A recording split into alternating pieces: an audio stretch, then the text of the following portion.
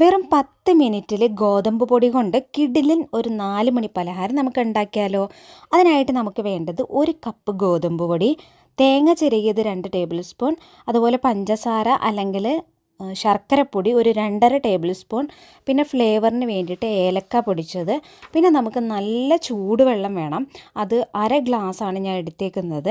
അത് നമ്മുടെ പൊടിക്കനുസരിച്ചിട്ട് വ്യത്യാസം വരും കേട്ടോ. കുറേശ്ശെ ഒഴിച്ചു കൊടുത്ത് നമുക്ക് നന്നായിട്ട് കുഴച്ചെടുക്കാം.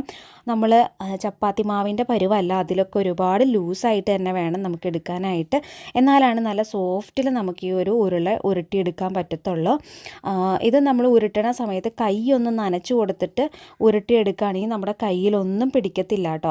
നമ്മൾ ഭയങ്കര കട്ടിയിൽ ഇത് ഉരുട്ടിയെടുത്തിട്ടുണ്ടെങ്കിൽ ഇത് സോഫ്റ്റ് ഉണ്ടാവില്ല കഴിക്കാനായിട്ട് കേട്ടോ.